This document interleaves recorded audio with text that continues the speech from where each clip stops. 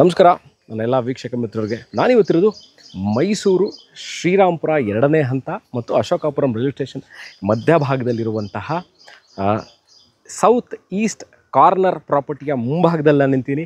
ಅದ್ಧೂರಿ brand new rent earning property.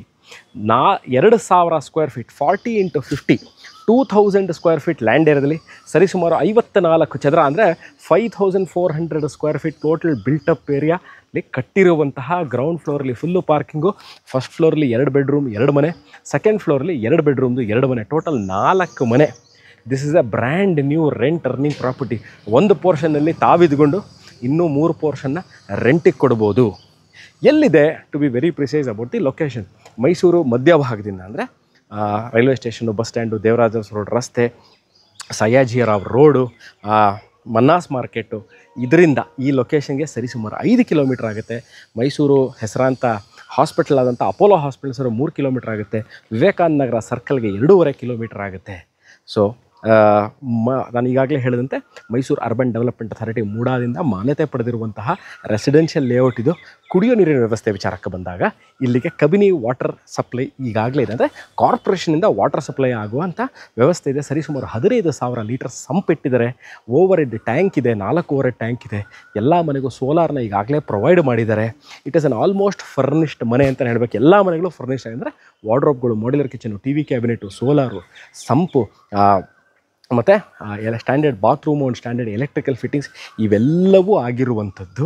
ಈಗಾಗಲೇ ಈ ವಿಡಿಯೋದಲ್ಲಿ ಹೇಳಿದಂತೆ ground floor is full parking. ಸರಿಸುಮಾರು ನೀವು 6 ಕಾರುಗಳನ್ನ ನಿಲ್ಲಿಸಿ, 4 ರಿಂದ 6 ಕಾರುಗಳನ್ನ ನಿಲ್ಲಿಸಿ, ಒಂದು 8 ರಿಂದ 10 ಟೂ ವೀಲರ್ಗಳನ್ನು ಸಹ ನಿಲ್ಲಿಸೋಕ್ಕೆ ಪ್ರಾವಿಷನ್ ಮಾಡಿರುವಂಥದ್ದು. ಇನ್ನೊಂದು ವಿಚಾರ ಏನು ಅಂತಂದರೆ, ಈ ಮನೆಯ ಮುಂಭಾಗದಲ್ಲಿ ಈಗಾಗಲೇ ಹೇಳಿದ್ರೆ this is a south east corner property. ಈ ಮನೆಯ ಮುಂಭಾಗದಲ್ಲಿ ನೀವು ನೋಡ್ಬೋದು ಬ್ಯೂಟಿಫುಲ್ ಪಾರ್ಕ್ ಇದೆ. ಸೊ ಯಾಕೆ ಇದನ್ನು ಮನೆ ತೋರಿಸ್ಬಿಟ್ಟು ಈ ವಿಚಾರ ಹೇಳ್ತಾ ಇದ್ದೀನಿ ಅಂದರೆ, ಈ ಮನೇಲಿ ಅಕಸ್ಮಾತ್ ಏನು ಆಕ್ಯುಪೈ ಆಗ್ತಾರೆ, ಜನ ಬಂದು ಇರ್ತಾರೆ, ಅವ್ರುಗಳು ಇಲ್ಲಿ ಕಾರ್ ಅಥವಾ ಟೂ ವೀಲರ್ ನಿಲ್ಲಿಸಿದ್ರು ಸಹ, ಅಂದರೆ ಇಲ್ಲಿ ಟೂ ವೀಲರ್ಗಳು ಮತ್ತು ಅವರು ವಾಹನಗಳನ್ನ ನಿಲ್ಲಿಸಿದ್ರು ಪಾರ್ಕಿಂಗ್ ಪ್ರಾಬ್ಲಮ್ ಆಗಲ್ಲ. ಯಾಕೆಂದರೆ ಪಾರ್ಕ್ ಇರೋದ್ರಿಂದ ಇಲ್ಲಿಂದ ಯಾವುದೂ ಮೂಮೆಂಟ್ಸ್ ಇರಲ್ಲ.